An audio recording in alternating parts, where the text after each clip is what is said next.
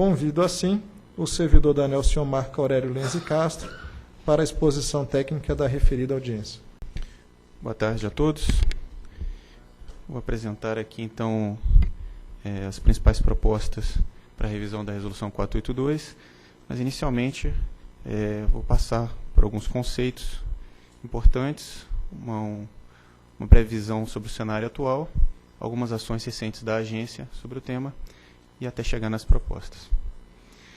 Bom, questão de conceitos. A Resolução 482 ela define micro e mini geração distribuída atualmente como uma central geradora com potência até 1 MW, que utiliza fontes hidráulica, solar, eólica, biomassa ou cogeração qualificada, conectada na rede por meio de instalações de unidades consumidoras. A geração distribuída junto à carga ela é uma ação de eficiência energética e gera benefícios para a rede. De forma bem simplificada, o sistema de compensação de energia elétrica criado pela resolução funciona conforme o esquema apresentado. Se, por exemplo, uma residência colocar um painel solar, uma microturbina eólica, vai produzir a sua energia, vai atender às suas cargas, e se houver um excedente, esse excedente é exportado para a rede no horário que você está gerando. Se for à noite, por exemplo, geração solar, a energia flui da rede para a residência. No final do mês é feito um saldo e é cobrado o maior, né, o consumo, se o consumo for maior do que a geração, é cobrada a diferença, respeitado o custo de disponibilidade, se for consumidor de baixa tensão ou a demanda contratada, né, no caso de consumidor de grupo A. É importante enfatizar que a troca de energia entre consumidor e distribuidora, sem circulação de dinheiro. A rede é usada como se fosse uma bateria virtual. Outro ponto importante é o seguinte: o sistema de compensação de energia não é um modelo de comercialização de energia. Uma pincelada aqui no cenário atual.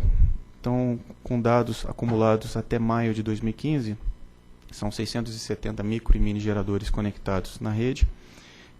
E, apesar de o número ser pequeno, percebe-se o crescimento. Esse gráfico está acumulado em 3 meses, a última barra ainda falta o mês de junho, percebe-se o crescimento acentuado do número de conexões.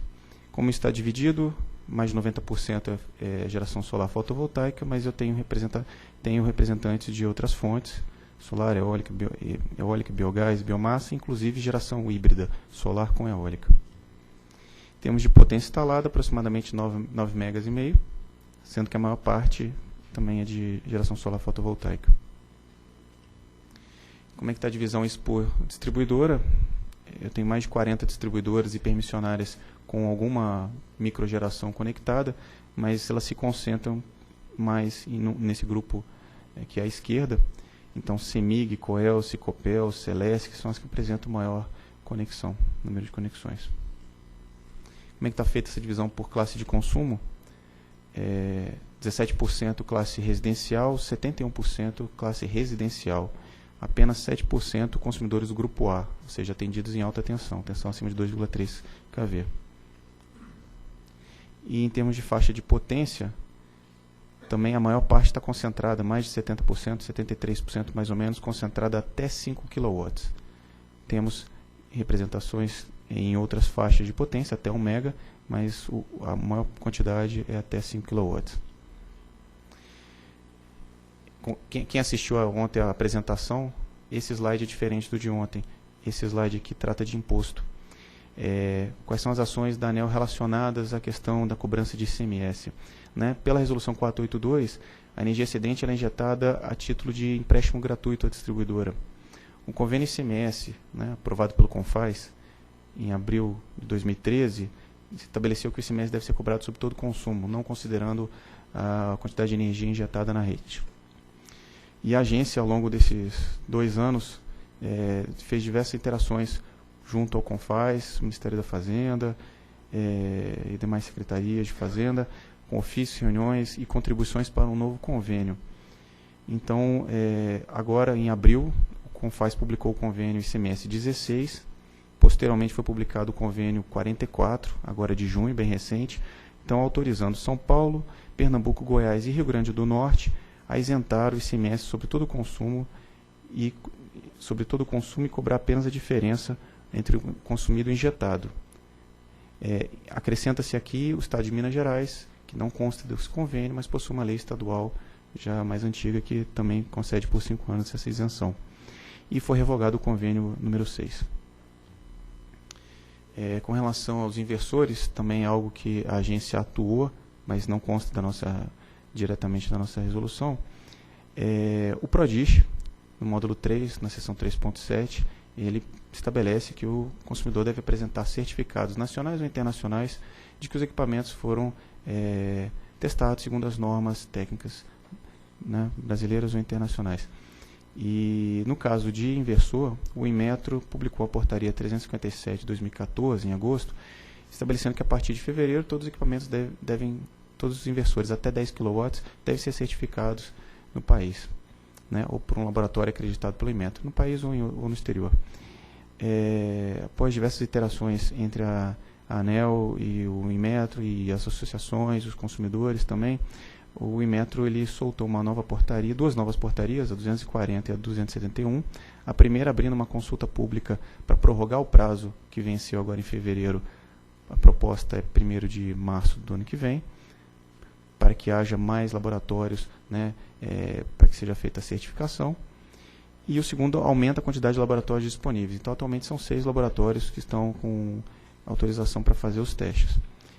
E suspendeu a eficácia da portaria 357 até que seja concluída essa consulta pública.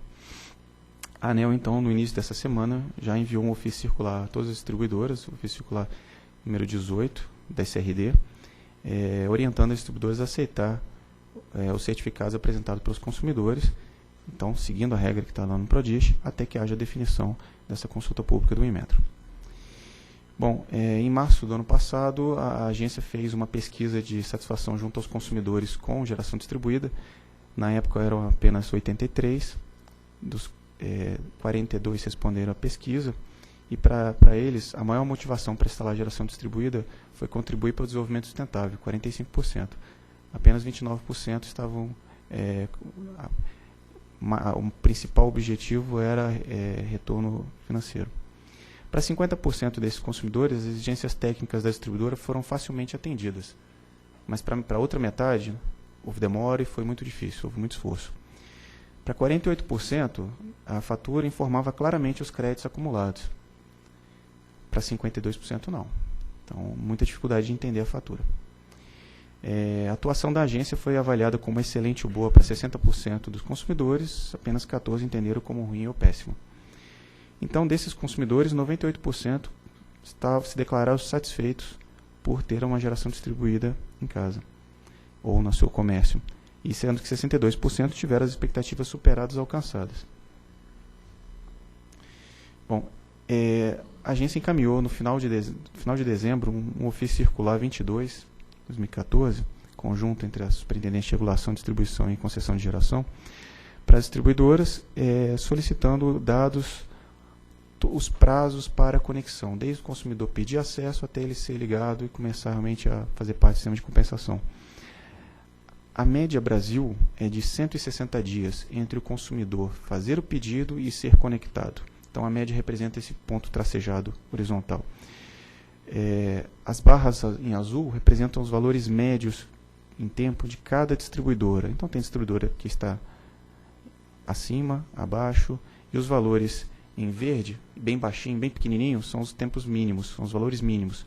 E em quadrado vermelho, os prazos máximos. Então, houve muitos consumidores que gastaram mais de 300, 400 dias para fazer a conexão entre a solicitação e ser conectados.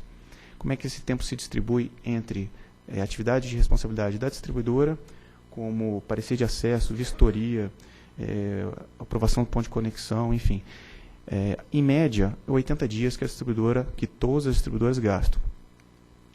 Algumas estão abaixo, outras estão acima, e da mesma forma, tem distribuidora que gastou mais de 300 dias para fazer as atividades de sua responsabilidade. Como está o consumidor? Em média, o consumidor também gastou 80 dias. E houve consumidores que gastaram mais de 300, 400 dias para fazer as suas atividades, como fazer a solicitação de vistoria, corrigir as pendências. Bom, quais são os objetivos, então, dessa audiência? Os principais objetivos: reduzir os custos e o tempo para a conexão da geração distribuída, compatibilizar o sistema de compensação de energia com as condições gerais de fornecimento, estabelecidas pela Resolução 414, ou seja, aproximar cada vez mais as regras do microgerador do consumidor cativo, aumentar o público-alvo, melhorar as informações na fatura. Bom, então aqui é apenas um resumo, né? Busca-se então ampliar as fontes de energia participantes do sistema de compensação. Agora propõe-se fontes renováveis, sem enumerar quais são as fontes, e também cogeração qualificada fica mantido. Redefinição dos limites de potência para a microgeração, passando de 100 kW para 75, a questão de adequação até o que é estabelecido na Resolução 414, que é o limite para conexão em baixa tensão, e a mini geração passando de 1 MB para 3 MB para a hidráulica e 5 MB para as demais fontes. Outro ponto importante é permitir que unidades consumidoras localizadas em áreas contíguas, condomínios residenciais, comerciais, possam participar do sistema de compensação. Atualmente, os condomínios podem participar apenas abatendo a carga comum do condomínio. A proposta prevê que os condôminos possam também usufruir de algum percentual a ser estabelecido entre as partes, informado para a distribuidora dessa energia produzida. Melhorar as informações constantes na fatura para que os consumidores possam compreender a sua fatura. E o regulador também tem dificuldade. Não cobrar o custo de adequação do sistema de medição, mesmo tratamento dado para a tarifa branca. Nesse mesmo ofício que foi encaminhado no final do ano, foram levantados os valores cobrados pelas distribuidoras, e esses valores variam muito, variam de R$ 80 até R$ 800. Então variam muito, às vezes dentro da própria distribuidora. Não permitir que as cargas associadas ao sistema auxiliar da central geradora sejam utilizadas para comprovar a carga instalada junto à unidade consumidora do grupo B. O objetivo é garantir que a geração esteja junto à carga, situação que os benefícios são maiores para a rede. Correção das distorções no faturamento. Como exemplo, quando um crédito for utilizado para compensar o consumo no mês corrente, não se deve debitar do saldo atual o montante de energia equivalente ao custo de disponibilidade para os consumidores do grupo B. Outro aprimoramento é aplicar um fator de ajuste sobre a energia injetada por um consumidor do grupo A e que for sendo utilizado por uma outra unidade consumidora do grupo B, para corrigir a distorção entre as tarifas. Considera-se a relação entre as componentes em reais por megawatt-hora, TUG e TE, exceto para unidades consumidoras localizadas em áreas contíguas, condomínios. Utilizar formulários padronizados para solicitação de acesso, conforme a potência do gerador. O objetivo é simplificar as informações e documentos que o consumidor deve apresentar para a distribuidora. Apenas a título de ilustração, o formulário que está sendo proposto, que está no anexo da nota técnica que está em audiência pública, há 3 modelos de formulário, um formulário para microgeração até 5 kW, então preencha essa página, tem aqui a lista de documentos que estão sendo exigidos, e à medida que a potência aumenta, então para o microgerador entre 5 e 75, aumenta apenas a quantidade de documentos que têm que ser apresentados, e até chegar na mini geração entre 75 e 5 MB, onde aumenta-se um pouco mais. É importante que esse formulário ele constitui um checklist. Uma vez o consumidor, se ele entregar o formulário preenchido e todos os documentos aqui, a distribuidora não deve solicitar novos documentos. Ela passa a analisar o mérito, passa a analisar o conteúdo e não pode solicitar outros documentos além dos que estão listados aqui. Por fim, propõe-se reduzir o tempo e o custo do consumidor para conectar a sua micro e mini geração. Atualmente, todas as etapas de responsabilidade da distribuidora, o prazo total é de 82 dias. Na proposta microgeração, o prazo passa para 23 dias, para a mini geração 43 dias. Lembrando que esses prazos podem variar um pouco, porque foram apresentados aqui casos se não houver necessidade de obras na rede, se for área urbana, no caso de área rural aumenta um pouco o prazo, e se houver uma pendência, também tem aqui, está computado. Era isso, muito obrigado.